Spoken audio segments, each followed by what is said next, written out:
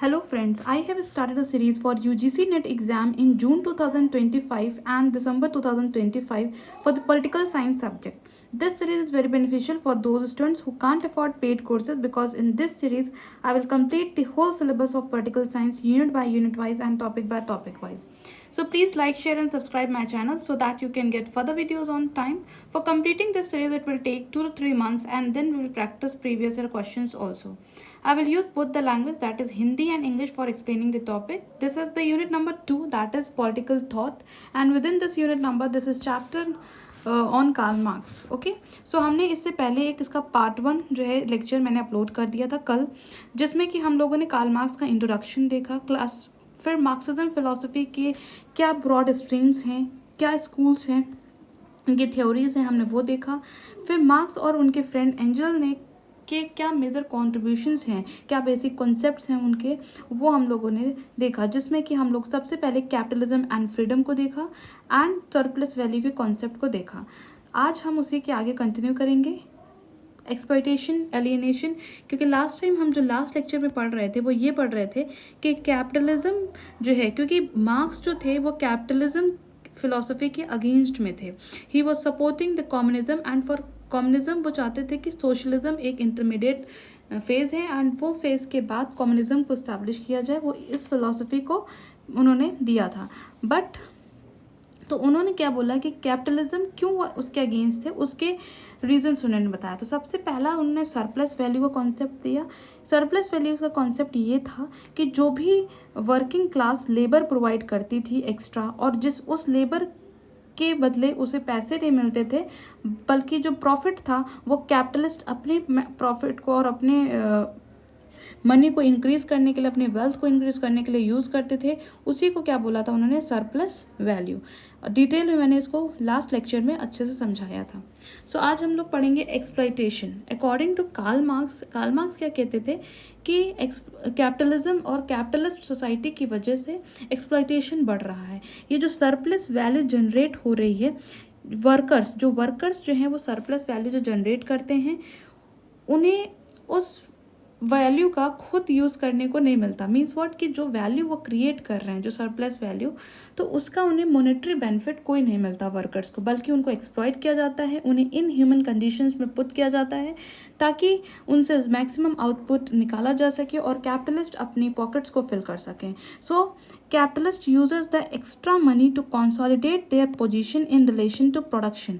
जो capitalist class है वो क्या करती है, जो वर्कर ने मेहनत किया और जो उन्हें और प्रोडक्शन प्रोवाइड किया, उससे जो उनको एक्स्ट्रा मनी मिला वो अपनी ही पोजीशन को और इम्प्रूव करने के लिए, अपने वेल्थ को इम्प्रूव करने के लिए यूज़ करते हैं. तो कहीं ना कहीं वो वर्कर्स का एक्सप्लॉइट करते हैं. So capitalist class controls the state and uses it as an instrument of exploitation of working class. तो वर्किंग क्लास जो वर्कर्स हैं उनको एक इंस्ट्रूमेंट की तरह यूज़ करके उनका एक्सप्लॉइट करती है और स्टेट को भी वो कंट्रोल करती हैं. कैपिटलिस्ट क्लास मींस अगर स्टेट सोसाइटी, मतलब किसी भी सोसाइटी में स्टेट या गवर्नमेंट है, तो गवर्नमेंट को या स्टेट को भी कैपिटलिस्ट जो क्लास है जिनके पास ओनरशिप है मींस ऑफ प्रोडक्शन की, वो उस स्टेट को भी कंट्रोल करता है और वर्किंग क्लास को एज एन इंस्ट्रूमेंट यूज़ करता है और उसको एक्सप्लॉइट करता है for maximising their own benefit. So ये कॉन्सेप्ट कार्ल मार्क्स ने दिया, सरप्लस वैल्यू का कॉन्सेप्ट. फिर कैसे उसी सरप्लस वैल्यू को गेन करने के लिए कैपिटलिस्ट क्लास कैसे वर्कर्स को एक्सप्लॉइट करता है ये बताया. The relation of production is in favor of the capitalist class because working class have no force of production and no choice other than to work for capitalist in every pathetic condition. देखिए जो relation of production है means what, कि जो भी अभी मैंने आपको ऊपर बताया था कि लैंड, कैपिटल, ने लास्ट लेक्चर में मैंने बताया था कि जो 4 एलिमेंट्स ऑफ प्रोडक्शन होते हैं जैसे लैंड, लेबर, कैपिटल, ऑर्गेनाइजेशन. तो लैंड को, कैपिटल को और ऑर्गेनाइजेशन को ओन कौन करता है, कैपिटलिस्ट क्लास ओन करते हैं. और लेबर जो होते हैं वो लेबर प्रोवाइड कौन करता है, वर्किंग क्लास प्रोवाइड करती है. लेकिन वर्किंग क्लास को भी कंट्रोल कौन कर रहा है, कैपिटलिस्ट क्लास कंट्रोल कर रहा है. ठीक है. सो कैपिटलिस्ट क्लास जो है वो अपने फेवर में सारे वर्क कर पाता है वर्किंग क्लास से। वर्किंग क्लास का कोई खुद का चॉइस नहीं होता है, उनके पास बस एक ही चॉइस होता है कि जस्ट फॉर उनके सर्वाइवल के लिए, अपनी बेसिक नीड्स को फुलफ़िल करने के लिए वो लोग कैपिटलिस्ट क्लास के अकॉर्डिंग वर्क करने के लिए मजबूर होते हैं। और चाहे वो कंडीशन कैसी भी हो, पैथेटिक कंडीशन में भी, बेकार से बेकार कंडीशन में भी, इनह्यूमन कंडीशन में भी, these workers are willing to do the job for capitalist class. So this is the concept given by Marx on the exploitation. फिर थर्ड कॉन्सेप्ट था एलिनेशन का।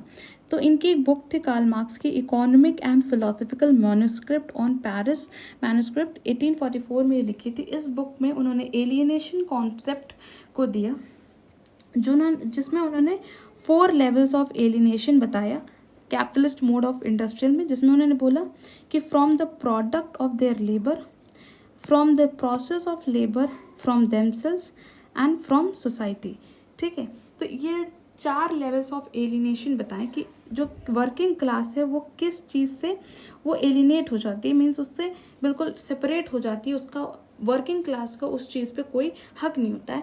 तो सबसे पहले तो जो भी लेबर देकर, जो भी हार्डवर्क करके वर्किंग क्लास ने किसी कैपिटलिस्ट क्लास के लिए वर्क किया और उसका जो प्रोडक्ट बना, उससे भी उसका कोई मतलब नहीं रहता है। क्यों? क्योंकि उसको किस प्राइस पे बेचना है, मार्केट इकोनॉमी को किस तरह से मैनेज करना है, ये कैपिटलिस्ट हाथ पे होता है। तो वर्कर्स ने अपना लेबर तो दिया, बट उस लेबर का उसे फ्रूट नहीं मिला। ठीक, so from the product of their labour, from the process of the labour. In fact labours जो हैं, जो वर्किंग क्लास हैं, वो अपने प्रोसेस का में भी उनका हक नहीं होता। वो कैपिटलिस्ट क्लास डिसाइड करते हैं कि आपको कितने आवर्स आना है, आपको कैसे किस कंडीशन में वर्क करना है, वो एज अ इंस्ट्रूमेंट की तरह उनको यूज़ करता है। और फिर जब किसी भी इंसान जो कि वर्क कर रहा है लेकिन उसको अपने लेबर का, अपनी मेहनत अनुसार उसे फ्रूट में नहीं मिल रहा है, जब उसका हर चीज़ में कंट्रोल नहीं है, उसको कंट्रोल कौन कर रहा है? कैपिटलिस्ट क्लास कंट्रोल कर रहा है। तो कहीं ना कहीं वो इंसान जो है, वो वर्किंग क्लास जो है, वो अपने आप से भी एलिनेट हो जाता है, अपनी सेल्फ वर्थ उसको समझ में नहीं आती है, और फिर धीरे धीरे सोसाइटी से भी एलिनेट हो जाता है। So these are the 4 levels of alienation जो मार्क्स ने बताए अपनी इस book economic and philosophical manuscripts on Paris manuscript. Okay, so 4th concept था कम्युनिटी फेटिशिज्म। अब ये कॉन्सेप्ट क्या है कम्युनिटी फेटिशिज्म का? तो capitalist is based on the principle of commodification. अब इस चीज़ को समझिए। कमोडिटी मीन्स व्हाट, कि जो कैपिटलिस्ट क्लास है वो क्या समझती है, वो किस प्रिंसिपल पे वर्क करती है? प्रिंसिपल ऑफ कमोडिफिकेशन, कमोडिटी के बेसिस पे। So everything is just based on not it's intrinsic value but on it's exchange value. जैसे कि एग्जाम्पल है सेलिब्रिटी इंडोर्समेंट का। जैसे जो सेलिब्रिटीज़ होती हैं, आप न्यूज़ टीवी में देखते हैं, एड्स वगैरह देखते हैं, तो उसमें सेलिब्रिटी के जिस भी प्रोडक्ट को, जिस भी कम्युनिटी को एंडोर्स कर देती हैं, जिस भी प्रोडक्ट को प्रमोट करती हैं, वो प्रोडक्ट भले ही वो उस चीज़ को यूज़ ना, वो खुद नहीं यूज़ करते हैं, पर उसको, क्योंकि वो सेलिब्रिटी एक ब्रांड है, वो सेलिब्रिटी के एंडोर्समेंट की वजह से उस पर्टिकुलर चीज़ की वैल्यू बढ़ जाती है, भले उसकी इंट्रेंसिक वैल्यू उतनी ज़्यादा ना हो। इंट्रेंसिक वैल्यू मीन्स व्हाट, कि जैसे सपोज़ कीजिए कि कोई फेयरनेस क्रीम है, अब वो फेयरनेस क्रीम में भी उतनी इफ़ेक्टिव ना हो, लेकिन क्योंकि उसको सेलिब्रिटी ने इंडोर्स कर दिया, सेलिब्रिटी ने उसको प्रमोट कर दिया, तो जिसकी वजह से उस पर्टिकुलर फेयरनेस क्रीम की जो वैल्यू है वो उसके इंट्रेंसिक वैल्यू से ना, प्राइस जो है वो इसके इंट्रेंसिक वैल्यू से ना डिटरमाइन हो के किस चीज़ से डिटरमाइन हो रहा है कि हाँ ये चीज़ बहुत अच्छी है। सो इसी को यही जो है कम्युनिटी फेटिशिज्म का कॉन्सेप्ट है। ठीक है, so it represents a new kind of slavery where not people but their labour is traded. तो ये भी एक तरह की स्लेवरी है।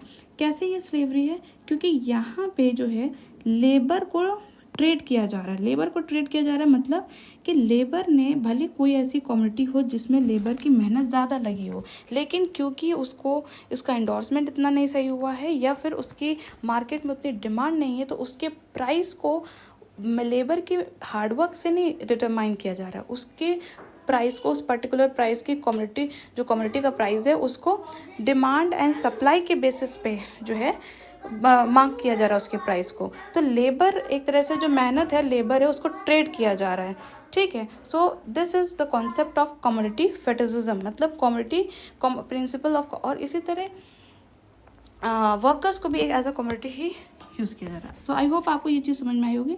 Now the fifth concept is unfreedom. For Marx freedom represent freedom from needs. देखिए मार्क्स क्या कहते थे, जैसे कि इससे पहले जो लिबरल थिंकर्स थे, ठीक है, लाइक जॉन स्टुअर्ट मिल और भी सारे लोग जो थे, तो इन लोगों ने फ्रीडम को या लिबर्टी के कॉन्सेप्ट को क्या बताया, उन्होंने बोला कि जो है फ्रीडम किस चीज़ को रिप्रेजेंट करता है, फ्रीडम फ्रॉम, मतलब उन्होंने बोला था कि पर्सनल इंडिविजुअलिटी को उन्होंने प्रमोट किया था। लेकिन कार्ल मार्क्स ने जो है उन्होंने बोला फ्रीडम मीन्स उनके according to Karl Marx freedom मतलब फ्रीडम फ्रॉम नीड्स, जो ज़रूरतें हैं अगर उसको पूरा करने से फ्रीडम मिल जाए, क्योंकि जो वर्किंग क्लास है वो अपनी ख्वाहिशों पे वर्क नहीं कर रहे हैं, वो तो सिर्फ अपनी ज़रूरतों को पूरा करने के लिए ही अपना लेबर और इतना हार्डवर्क दे रहे हैं। तो अगर उनकी नीड्स, उनकी जो ज़रूरतें हैं उनसे उन्हें फ्रीडम मिल जाए और उन्हें उतना बेसिक चीज़ मिले ही, उनकी बेसिक नेसेसिटी फुलफिल ही हों, सो उसे हम एक्चुअल में ट्रू सेंस में फ्रीडम कहेंगे। So because capitalism is exploiting people even for their basic needs. देखिए ये पॉइंट आई होप आपको समझ में आ रहा होगा कि अकॉर्डिंग टू मार्क्स फ्रीडम मतलब क्या, कि देखिए जो कैपिटलिस्ट क्लास थी वो वर्किंग क्लास को किस तरह लेवल पे एक्सप्लॉइट कर रहे थे कि वर्किंग क्लास जो है वो अपनी बेसिक नीड्स को भी फुलफिल करने के लिए बहुत जद्दोजहद करनी पड़ रही थी, ठीक है। सो इसीलिए for Karl Marx freedom means what, freedom from need, जो बेसिक नीड्स हैं उनको भी फुलफिल करने से अगर आपको फ्रीडम मिल जाए तो वो एक्चुअल में फ्रीडम है। Freedom can never be accomplished under such unfair system. According to Marxism, freedom is not something that an individual enjoys in an isolation or by being left alone. So marks ने क्या बोला कि freedom मतलब ये नहीं कि इंसान individuality को इम्पोर्टेंस और इंडिविजुअल आइसोलेशन में फ्रीडम को एंजॉय करे। फ्रीडम मीन्स व्हाट कि अकॉर्डिंग टू कार्ल मार्क्स, उन्होंने इसी चीज़ को इसलिए क्रिटिसाइज़ भी किया कि जैसे जो अदर लिबरल थिंकर्स थे वो लोग इंडिविजुअलिटी पे बिलीव करते थे और वो उन्होंने कार्ल मार्क्स ने इस चीज़ को क्रिटिसाइज किया। Marxism does not accept the theory of atomised, alienated and positive individualism. So Marxism जो फिलोसफी थी, ये कार्ल मार्क्स जो थे वो इस जो कि एटॉमिक है, ह्यूमन बींग एटॉमिक हैं, इंडिविजुअल हैं, वो मतलब सोसाइटी में वो एलिनेटेड है, उन्हें स्टेट की कोई ज़रूरत नहीं है, और पॉजिटिव इंडिविजुअलिज्म, इन सारे थ्योरीज से बहुत ही उन सारी चीज़ों को एक्सेप्ट नहीं करते थे। कहते थे कि ये इन सब चीज़ों का मतलब ये नहीं है कि आप फ्रीडम एंजॉय कर रहे हैं। The key to freedom lies in establishing a rational system of production which would based on the highest development of the forces of production and provide the means for satisfaction of everybody's need. तो Karl Marx का क्या कहना था कि freedom मतलब क्या, freedom actual में ये नहीं है कि आप एटॉमिक हैं, आप पॉजिटिव इंडिविजुअलिज्म को फॉलो कर रहे हैं, मीन्स सिर्फ अपने बारे में सोच रहे हैं, सोसाइटी से एलिनेटेड है, आप सोसाइटी को कुछ भी ओन नहीं करते हैं, there is no need to form a state. So ये सारी चीज़ें फ्रीडम नहीं है, क्योंकि according to other liberal thinkers state act as an hindrance in enjoying the personal liberty. So Marxism का क्या कहना था कि मार्क्सिज्म क्या कहते थे कि जो फ्रीडम की है, जो इम्पोर्टेंस है, वो फ्रीडम कब होगी मिलेगी, हम एक्चुअल सेंस में फ्रीडम को कब समझेंगे, जब जो मीन्स ऑफ प्रोडक्शन या फोर्सेस ऑफ प्रोडक्शन हैं उनको इस तरह से मैनेज किया जाए, इस तरह से वो एक रैशनल सिस्टम हो प्रोडक्शन का, जहाँ पे हर किसी की बेसिक नीड्स को सेटिस्फाई किया जाए, उसे हम एक्चुअल में फ्रीडम कहेंगे।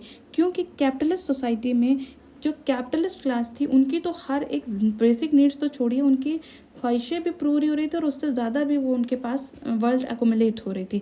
लेकिन जो वर्किंग क्लास जो इतनी मेहनत करके उनको अपना लेबर प्रोवाइड करता था, वो अपनी बेसिक नीड्स को भी फुलफ़िल करने के लिए स्ट्रगल करता था। तो इसीलिए कार्ल मार्क्स ने बोला कि फ्रीडम मीन्स कि हर एक व्यक्ति जो सोसाइटी में बिलोंग करता है उसे अगर अपने बेसिक नीड्स से फुलफ़िल करने की फ्रीडम मिल जाए, फ्रीडम फ्रॉम द नीड्स, तो उसे हम एक्चुअल में ट्रू सेंस में फ्रीडम कहेंगे। So capitalism is seen as governed by necessity, external constraint. Marxist theory envisions the transformation where humans consciously shape their conditions, moving from necessity to freedom. So I hope ये line समझ में आ गई होगी कि moving from necessity to freedom means कि Karl Marx के according external constraint, जैसे कैपिटलिज्म क्या कहता था कि बाहर से कोई रुकावटें ना हो किसी की पर्सनल लिबर्टी में, that is what freedom is. But Marxist theory क्या कहते थे कि एक ऐसा ट्रांसफॉर्मेशन लाने की ज़रूरत है जहाँ पे लोग जो है अपनी नेसेसिटी को पूरी करने में ही सिर्फ से मूव करके वो एक फ्रीडम की तरफ मूव करें। सो आई होप आपको ये चीज़ समझ में आई होगी। नाउ अब हम लोग देखते हैं कि crisis in capitalism and the role of production, कैसे कैपिटलिस्ट सोसाइटी में क्राइसिस होता है और फिर जो प्रोडक्शन का रोल क्या है। ठीक है, so Marx and Engels argue that capitalism lead to continual crisis due to contradiction in production and consumption. देखिए, मार्क्स और उनके को फ्रेंड को ऑथर एंजल्स जो थे उन लोगों ने ये बोला कि कैपिटलिज्म जो है जो उसकी वजह से बहुत ही कंटिन्यूस क्राइसिस आता जा रहा है, क्योंकि जो प्रोडक्शन और कंजप्शन में जो भी मटेरियल है उसको प्रोड्यूस करने में और उसको कंज्यूम करने में कॉन्ट्रडिक्शन हो रहे हैं। कैपिटलिस्ट मोड ऑफ प्रोडक्शन जो है वो डेवलपमेंट के लिए बैरियर बन रही है। ठीक है, क्योंकि कैपिटलिस्ट मोड ऑफ प्रोडक्शन में सिर्फ कैपिटलिस्ट क्लास ही ग्रो कर रहे हैं। ठीक है, सारे क्लास जो है हर एक वर्क सोसाइटी का ग्रो नहीं कर रहा है। Socialization of the means of production is essential to overcoming this crisis and achieving freedom. तो socialization, according to Marx, socialization एक इम्पॉर्टेंट जरिया है जिसके थ्रू इस क्राइसिस को से बाहर निकला जा सकता है। फिर उन्होंने बेसिस ऑफ फ्रीडम भी, ह्यूमैनिस्ट बेसिस ऑफ फ्रीडम, जिसमें 4 टाइप्स ऑफ एलिनेशन बताएं, जो कि मैंने आपको स्टार्टिंग में भी समझाया कि उन्होंने 4 टाइप्स ऑफ एलिनेशन क्या बताएं कि सबसे पहले जो उन्होंने लेबर प्रोवाइड किया उस प्रोडक्ट का, उससे वो एलिनेट होना, process of the labour from themselves and from society. So ये एक्चुअली जो है इसी जो फ्रीडम का कॉन्सेप्ट है, मैंने आपको बताया था ना ऊपर 7 कॉन्सेप्ट थे मार्क्स और एंजल्स के। यहाँ पे देखिए डायलेक्टिकल मटेरियलिज्म, हिस्टोरिकल मटेरियलिज्म, ये लास्ट लेक्चर में मैंने समझ बताया था। तो जिसमें कि हम लोग कॉन्सेप्ट ऑफ फ्रीडम पहले सबसे पहले ये चीज़ पढ़ रहे हैं। ठीक है, तो इसी को मैंने आपको डिटेल में समझा रही हूँ और इसका ओपी गाभा से भी जो इम्पोर्टेंट पॉइंट्स हैं उसको मैंने इंक्लूड किया है इन नोट्स में और उसके थ्रू आपको समझा रही हूँ। ठीक है, सो कॉन्सेप्ट ऑफ एलिनेशन हम लोगों ने देख लिया कि isolation from the meaningful aspects of one social existence and creativity. So alienation का कॉन्सेप्ट क्या कहता है कि किसी भी इंसान के अंदर जो क्रिएटिविटी है या उसका जो सोशल एग्जिस्टेंस है उसी चीज़ से आइसोलेट हो जाना, एलिनेट हो जाना, that is concept of alienation. Alienation under capitalism reduces humans to mere tools of production, stripping them of personal and collective meaning। देखिए, जो कैपिटलिस्ट सोसाइटी थी उस कैपिटलिस्ट सोसाइटी में की वजह से जो इंसान की खुद की सेल्फ वर्थ थी, जो उसकी क्रिएटिविटी थी, वो पूरी तरीके से ख़त्म हो चुकी थी, क्योंकि वो तो कैपिटलिस्ट क्लास के अकॉर्डिंग पूरी तरह से वर्क करते थे। उनके माइंड्स को, उनके वर्क लेबर को, हर चीज़ को जब कैपिटलिस्ट क्लास कंट्रोल कर रहा था तो एक तरीके से वर्किंग क्लास जो था वो हर एक चीज़ से एलिनेट होते जा रहे थे और उनको अपनी सेल्फ वर्थ उन्हें ऐसी फील हो रही थी कि हमारी कोई सेल्फ वर्थ नहीं है। वो एक टूल की तरह है जो कि कैसा टूल कि सिर्फ प्रोडक्शन में, प्रोड्यूस करने में वो एज अ टूल उनको यूज़ किया जा रहा है, उनकी कोई पर्सनल या कलेक्टिव मीनिंग नहीं है। So this was the concept of alienation. फिर freedom from the socialism, real freedom is possible only through socialism.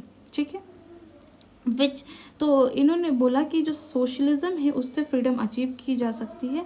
Socialism मतलब क्या कि जहाँ पे जो मीन्स ऑफ प्रोडक्शन है वो सोशली ओन्ड हो, मतलब कॉमनली ओन्ड हो और directed to meet the social needs which restores human values and removes alienation. So I hope आपको ये कॉन्सेप्ट अच्छे से समझ में आया होगा। अब हम लोग नेक्स्ट कॉन्सेप्ट पे मूव करेंगे, डायलेक्टिकल मटेरियलिज्म के कॉन्सेप्ट को। मैंने आपको अभी यहाँ पे ये जो पॉइंट्स दिखाए थे उस पॉइंट्स को एक बार फिर से रिवाइज कर देती हूँ क्योंकि वो लास्ट लेक्चर में मैंने दिखाया था। तो देयर वर 7 पॉइंट्स और there were 7 concept given by Marx and his friends. So तो इस वजह से जो है हम ये सारी 7 कॉन्सेप्ट को समझेंगे। Dialectical materialism, concept of historical materialism, theory of revolution, doctrine of class conflict, concept of surplus value, concept of freedom and role of private property, जिसमें कि हम लोगों ने कॉन्सेप्ट ऑफ फ्रीडम इस चीज़ को ऑलरेडी देख लिया है। ठीक, अब हम लोग मूव करते हैं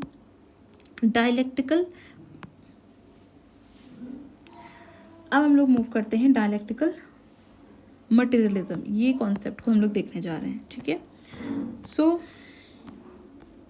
डायलेक्टिकल मटेरियलिज्म का क्या कॉन्सेप्ट है? It is a philosophical base of Marxism. जो मार्क्सिस्ट फिलोसफी है उसका एक बेस है ये डायलेक्टिकल मटेरियलिज्म। ठीक, सो हेगल जो थे, हेगल मैंने इसको समझाया हुआ है, हेगल के का एक लेक्चर लिया है। सो प्लीज़ जिन्होंने हेगल वाला लेक्चर नहीं देखा है, सो मैं आपसे फिर रिक्वेस्ट करूँगी कि प्लीज़ आप लोग हेगल वाला लेक्चर, इनफैक्ट जब आप पॉलिटिकल थॉट की यूनिट 2 को जब आप पढ़ रहे हैं, तो मैं तो आपको सभी स्टूडेंट को यही सजेस्ट करूँगी कि प्लेटो से स्टार्ट कीजिए। आप सीक्वेंस वाइज से अगर लेक्चर्स को देखेंगे तो आपको बहुत बेनिफिट इसलिए होगा कि आपको चीज़ें, उनकी फ़िलॉसफी समझ में आएंगी और क्यों किस पर्टिकुलर थिंकर ने अपने प्रीवियस थिंकर को क्रिटिसाइज़ किया वो समझ में आएगा। ठीक है, सो प्लीज़ जो भी न्यू स्टूडेंट हैं या जो भी मेरी इस वीडियोस को देख रहे हैं लेक्चर्स को, मैं आप सभी से यही रिक्वेस्ट करूँगी कि प्लीज़ यूनिट 2 में स्टार्टिंग से देखिए। इनफैक्ट हर एक यूनिट में एक लिंकेज है हर एक चैप्टर्स के बीच में, तो आप स्टार्टिंग से ही देखिए तो ज़्यादा बेटर रहेगा। ठीक है, सो ये डायलेक्टिकल मटेरियलिज्म का कॉन्सेप्ट हम लोगों ने हेगल के लेक्चर में मैंने आपको बताया था कि जो हेगल थे उन्होंने डायलेक्टिकल आइडियलिज्म का कॉन्सेप्ट दिया था। Dialectical idealism means what? उन्होंने बोला आइडिया को सबसे इम्पोर्टेंस दिया। उन्होंने बोला कि आइडिया ही या कॉन्शियसनेस जो है वो एसेंस है यूनिवर्स का। जो हिस्ट्री है वो बेस्ड ऑन आइडियाज़ है, जो हिस्ट्री का मूवमेंट हुआ वो भी बेस्ड ऑन आइडियाज़ और कॉन्शियसनेस है। सो उन्होंने बोला कि आइडिया, जैसे उन्होंने थीसिस, एंटीथीसिस और सिंथेसिस का कॉन्सेप्ट दिया था कि किसी के माइंड में कोई आइडिया आया उसको उन्होंने थीसिस बोला, फिर उस आइडिया के अगेंस्ट में काउंटर आइडियाज़ लोगों ने दिखाए। ठीक है, जैसे एंटीथेसिस बताया, और फिर यानी थीसिस और एंटीथेसिस को स्टडी करके सिंथेसिस आया, जो आउटपुट आया, रिजल्ट आया। फिर इसी तरह से फिर सिंथेसिस का अगेंस्ट एंटी सिंथेसिस आया। ये प्रोसेस मैंने ऑलरेडी हेगल के चैप्टर में बहुत अच्छे से समझाया था, तो आप वहाँ समझिएगा। सो एक डायलेक्टिकल प्रोसेस चलता है और वो भी बेस्ड ऑन आइडिया। तो ये चीज़ हेगल ने बताई थी। बट मार्क्स ने क्या बोला? मार्क्स ने अपना कॉन्सेप्ट क्या दिया? डायलेक्टिकल मटेरियलिज्म का कॉन्सेप्ट दिया। देखिए, वर्ड में कंफ्यूजन हो सकती है, इसलिए मैं आपको फिर से रिपीट कर रही हूँ, dialectical idealism and dialectical materialism, these are not similar terms, they both are different terms. Dialectical idealism, the concept of this dialectical idealism was given by Hegel, and the concept of dialectical materialism, material, देखिए idealism means कि idea को importance देना और idea को बताना कि universe का essence है, and dialectical materialism means material को इम्पोर्टेंट देना, मैटर को इम्पोर्टेंट देना। सो मैटर को किसने इम्पोर्टेंट दिया था? क्योंकि मार्क्स ने अपनी फ़िलॉसफी को ही इकोनॉमिक बेसिस पे बताया। ठीक, सो मार्क्स ने बोला कि नो, ही क्रिटिसाइजेज हेगल। और स्टार्टिंग में मैंने जो लास्ट लेक्चर था उसमें मैंने ये आपको समझाया था कि मार्क्स ने हेगल को स्टार्ट किया था पढ़ना और फॉलो करना स्टार्ट किया था। So that's why he was following the he was called young Hegelian. But फिर लेटर ऑन उन्होंने उन्हीं को क्रिटिसाइज़ किया और उन्होंने अपनी खुद की philosophy the of dialectical materialism के कॉन्सेप्ट को। सो उन्होंने उसमें क्या बताया कि matter was the essence of the universe. जो सोसाइटी में जो चेंज आते हैं वो किसका मैनिफेस्टेशन है? वो मैटर का मैनिफेस्टेशन है। मीन्स मैटर, जो इंसान, आइडिया का मैनिफेस्टेशन नहीं है सोसाइटी में चेंज, मैटर का मैनिफेस्टेशन है। So force behind all the matter is the force behind all the manifestations of social change. Each stage of social development, जो सोसाइटी में डेवलपमेंट हुआ है उसके हर एक स्टेज में ये मैटर का बहुत बड़ा इंपॉर्टेंट रोल रहा है। मटेरियल कंडीशंस कैसी रही हैं सोसाइटी के, उसके करस्पॉन्डिंग में सोसाइटी में चेंजेस आए हैं। सो डायलेक्टिकल मटेरियलिज्म किस चीज़ को फोकस करता है? मैटर को ज़्यादा फोकस करता है। ठीक, अब हम यहाँ पे हेगल और मार्क्स का कंपैरेटिव स्टडी भी देखते हैं। ठीक है, सो सबसे पहले फिलोसफिकल बेसिस देखते हैं। सो हेगल का view, according to Hegel view, वो आइडियलिज्म पे बिलीव करते थे। मार्क्स जो है वो मटेरियलिज्म पे बिलीव करते थे। उन्होंने, हेगल ने आइडिया को एसेंस बताया और मार्क्स ने मैटर को एसेंस बताया।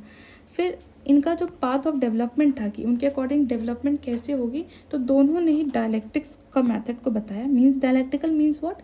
कि जहाँ पे बातचीत हो और फिर उसका कॉन्ट्रडिक्शंस आए और फिर उसका एक हल निकाला जाए, थीसिस, एंटीथीसिस एंड सिंथेसिस।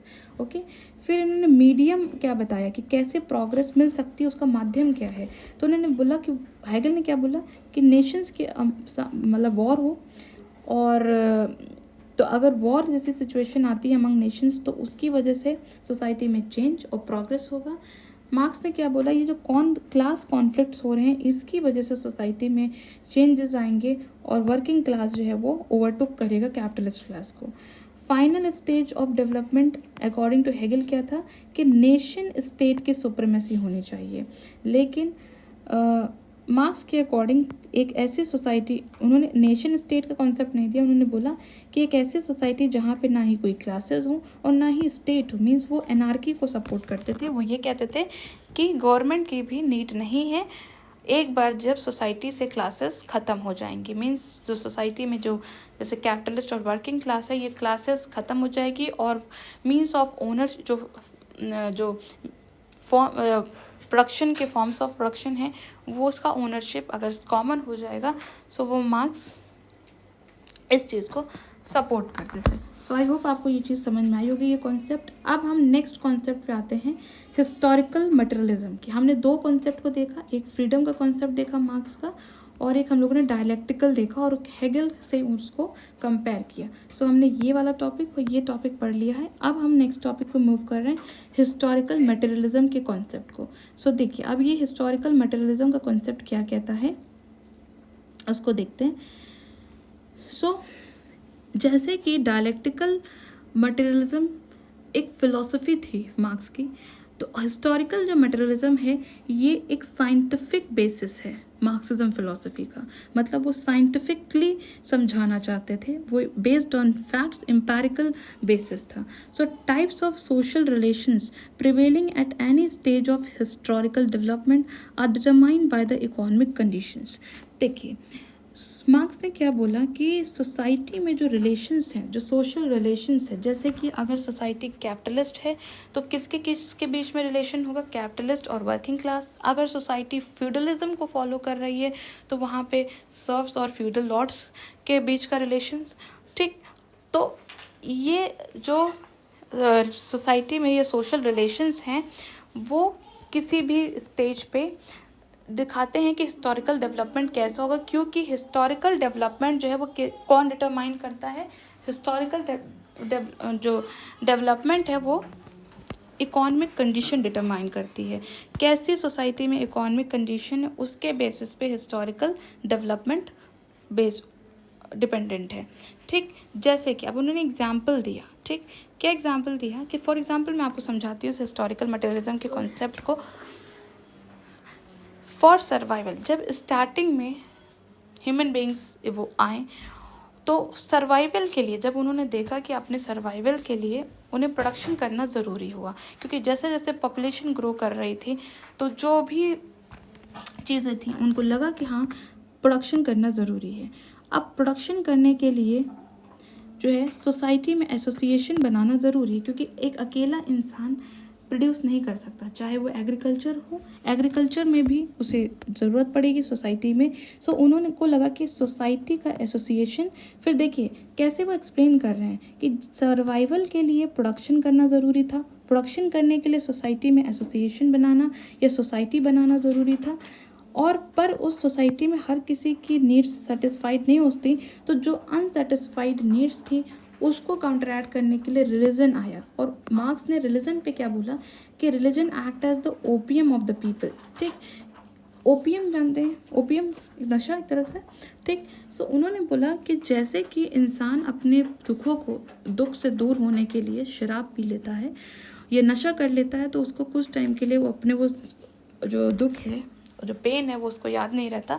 तो रिलीजन क्या है कि जब सोसाइटी बनी और सोसाइटी के बाद लेकिन उसमें कुछ लोगों की नीड सेटिस्फाइड नहीं हो पा रही थी, तो उस चीज़ से के लिए लोगों ने एक रिलीजन का सहारा लिया, और religion act as an opium of the people because no one's need are fully met in society, so religion is the resort of all. जब किसी की नीड्स पूरी नहीं हो रही हो सोसाइटी में तो इंसान भगवान का सहारा या रिलीजन का सहारा लेता है, तो वही चीज़ हुई। सो यही है हिस्टोरिकल मटेरियलिज्म का कॉन्सेप्ट। तो मतलब मार्क्स ने क्या बोला कि क्योंकि जैसे जैसे इंसान को इकोनॉमिक नीड्स उसकी बढ़ने लगी, उस हिसाब से ही हिस्ट्री में अगर हम देखें तो डेवलपमेंट होने लगे। स्टार्टिंग में इंसान जो है वो सिर्फ, जब हम बहुत एशियन टाइम्स की बात करेंगे तो वहाँ पे तो पहले जो है वो हंटर एंड गैदरर्स थे। फिर उनको जब और नीड लगने लगी तो उन्होंने आयरन टूल्स और वेरियस, पहले स्टोन टूल्स स्टार्ट किए, फिर आयरन टूल्स, फिर कॉपर, ये सारे मेटल्स को उन्होंने डिस्कवर करना स्टार्ट किया। फिर उनको जब मटेरियल और नीड स्टार्ट होने लगी, एग्रीकल्चर को स्टार्ट किया। तो आई होप आपको ये हिस्टोरिकल मटेरियलिज्म जो मार्क्स ने समझाना चाहा वो आपको समझ में आ रहा होगा। तो मार्क्स ने यही कहा कि मटेरियल जो इकोनॉमिक कंडीशंस हैं वो डिटरमाइन करती हैं हिस्ट्री में कैसे डेवलपमेंट होगा, ना कि आइडिया नहीं डिटरमाइन करता है। ठीक है, सो इस हिस्टोरिकल मटेरियलिज्म के कॉन्सेप्ट को मैं आपको चार्ट के थ्रू समझाती हूँ। So process of historical development, किसी भी सोसाइटी में हिस्टोरिकल डेवलपमेंट कैसे हुआ, कैसे हिस्ट्री को अगर देखें तो डेवलपमेंट हुआ, इसका देखिए तो एक बेस और सुपर स्ट्रक्चर मॉडल के थ्रू समझने की कोशिश कीजिए। इसीलिए हिस्टोरिकल मटेरियलिज्म को हम साइंटिफिक बेसिस कहते हैं, क्योंकि ये एक बेस और सुपर स्ट्रक्चर मॉडल के थ्रू उन्होंने हिस्टोरिकल मटेरियलिज्म के कॉन्सेप्ट को समझाना बताया। तो उन्होंने बोला जो सोसाइटी है उसके दो कंपोनेंट्स हैं, एक है बेस और एक है super structure. Base means was कि बेस मतलब क्या, कि जो मोड ऑफ प्रोडक्शन है वो कैसा है। ठीक है, मतलब अब मोड ऑफ प्रोडक्शन में भी फर्दर वो सब कैटेगराइज्ड है, जिसमें मोड ऑफ प्रोडक्शन में क्या क्या आता है, फोर्सेस ऑफ प्रोडक्शन आते हैं एंड रिलेशंस ऑफ प्रोडक्शन आते हैं। देखिए ये तीनों term, mode, forces and relations, जो भी बच्चे मार्क्स को और मार्क्सिज्म की थ्योरी को पढ़ते हैं, मैं फिर भी कहती हूँ 90% स्टूडेंट को इन तीनों में कन्फ्यूज़न होती है। और उनको इनफैक्ट कन्फ्यूज़न तो तब होगी जब आप उसको पता होगा बच्चों को कि ये तीनों चीज़ें अलग हैं। सब लोग इसको क्या समझ लेते हैं, मोस्ट ऑफ द लोग, कि ये सब एक ही चीज़ है, mode of production, forces of production, relations of productions. But थोड़ा मतलब डिफरेंस है इन सब चीज़ों में। तो इस चार्ट के थ्रू समझिए कि mode of production means two types, एक फोर्सेज ऑफ प्रोडक्शन और रिलेशंस ऑफ प्रोडक्शन। फोर्सेज में आता है आपका टूल्स और इक्विपमेंट्स, मीन्स की मीन्स ऑफ प्रोडक्शन। ये किसी भी प्रोडक्शन करने के लिए किसी भी चीज़ को किन चीज़ों की ज़रूरत पड़ती है उसे हम बोलते हैं मीन्स। ठीक है, सो मीन्स ऑफ प्रोडक्शन जैसे टूल्स और इक्विपमेंट्स, ये सब किसके अंडर आते हैं, ये मीन्स ऑफ प्रोडक्शन के अंडर आते हैं। और मीन्स ऑफ प्रोडक्शन किसके अंडर में आता है, फोर्सेस ऑफ प्रोडक्शन के अंडर में आता है। और एक तो ये मतलब टूल्स और इक्विपमेंट की ज़रूरत पड़ती है और लेबर पावर की ज़रूरत पड़ती है, ह्यूमन नॉलेज और स्किल की ज़रूरत पड़ती है। तो ये जो मीन्स ऑफ प्रोडक्शन है और जो लेबर पावर है, इन दोनों को मिला के ये फोर्सेस ऑफ प्रोडक्शन कहलाता है। ठीक है, और रिलेशन ऑफ प्रोडक्शन मतलब क्या, कि सोसाइटी का फॉर्मेशन कैसे हुआ है और कौन सी क्लास कंटेंडिंग क्लास है, ये रिलेशंस ऑफ प्रोडक्शन को डिफाइन करता है। ठीक, और ये सब किसके अंदर आता है, ये सब बेस के अंदर आता है। जब हेगल के हम लोग बेस और सुपर स्ट्रक्चर मॉडल पढ़ रहे थे तो वहाँ पे भी मैंने चीज़ें आपको समझाने की कोशिश की थी। एंड यहाँ पे हिस्टोरिकल मटेरियलिज्म को जो मार्क्स ने कॉन्सेप्ट दिया था उसको इस चार्ट के थ्रू समझाने की कोशिश कर रही हूँ। सो रिलेशंस ऑफ प्रोडक्शन मतलब सोसाइटी का फॉर्मेशन कैसा हुआ है। सोसाइटी में स्लेव ओनिंग सोसाइटी है, मतलब कि स्लेव को ओन किया जा रहा है, या फ्यूडल सोसाइटी है, या कैपिटलिस्ट सोसाइटी है। तो सोसाइटी का फॉर्मेशन कैसे हुआ ये रिलेशंस ऑफ प्रोडक्शन के अंडर आता है। फिर क्योंकि अगर स्लेव ओनिंग सोसाइटी है तो वहाँ पे क्लासेस कौन कौन सी होंगी, मास्टर और स्लेव क्लास होगी। फ्यूडल अगर सोसाइटी है तो वहाँ लॉर्ड और सर्व्स होंगे। और अगर कैपिटलिस्ट सोसाइटी है तो कैपिटलिस्ट और वर्कर्स होंगे। और या सोसाइटी में इस तरह से रिलेशन होता है। ठीक, सो जो सोसाइटी अगर कैपिटलिस्ट सोसाइटी, जैसे मार्क्स ने क्या बोला कि क्योंकि वो कैपिटलिज्म के अगेंस्ट है तो उन्होंने बोला कैपिटलिस्ट सोसाइटी में जो सोसाइटी है वो दो क्लासेस में डिवाइड हो जाती है, एक कैपिटलिस्ट और वर्कर क्लास में, जिसमें कि कैपिटलिस्ट क्लास जो है वो वर्कर क्लास को एक्सप्लॉइट करते हैं। ठीक, और ये सब किसके अंडर आता है, ये बेस के अंडर आता है। ठीक है, और सुपर स्ट्रक्चर के अंदर क्या आता है, लीगल या पॉलिटिकल स्ट्रक्चर आता है, जैसे कि religion, morals, social practices, literature, art, agriculture, ये सब जो है ये सुपर स्ट्रक्चर के आता है। तो जैसा मोड ऑफ प्रोडक्शन होगा, मतलब किस तरह से ओनरशिप है सोसाइटी में, सोसाइटी का फॉर्मेशन कैसा है, उसी पे बेस्ड ये सुपर स्ट्रक्चर होता है। इस तरीके से हिस्टोरिकल मटेरियलिज्म के कॉन्सेप्ट को मार्क्स ने समझाने की कोशिश की। सोसाइटी में जैसा बेस है वैस उस बेस पे डिपेंड करता है कि सुपर स्ट्रक्चर कैसा होगा। लाइक कैपिटलिस्ट सोसाइटी है तो कैपिटलिस्ट क्लास ही डिसाइड करेगी कि उस सोसाइटी का आर्ट, कल्चर, लिटरेचर कैसा होगा। आई होप आपको ये चीज़ समझ में आ रही हो। ठीक है, so this is the concept of historical materialism. Okay, now अब हम लोग पढ़ते हैं आइडियोलॉजी एंड रिलीजन कि कार्ल मार्क्स ने जो है उनकी रिलीजन पे उन्होंने क्या बोला और उनके अकॉर्डिंग रिलीजन पे उनका क्या कॉन्सेप्ट था।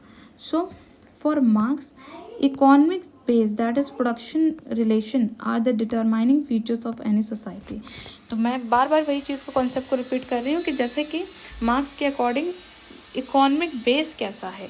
मैंने अभी आपको ऊपर बताया ना कि बेस में क्या क्या आता है, forces of production, relations of production, जिसमें कि सोसाइटी का फॉर्मेशन कैसा हुआ है, कैपिटलिस्ट है, फ्यूडल सोसाइटी है या स्लेव ओनिंग सोसाइटी है। तो इनके बेसिस पे ये इकोनॉमी का बेस कहलाता है। तो इकोनॉमिक बेस कैसा है, प्रोडक्शन रिलेशंस कैसे हैं, ये डिटरमाइन करता है कि सोसाइटी कैसी होगी। Government, civil society, politics, ideology and religion, ये सब सुपर स्ट्रक्चर का पार्ट है।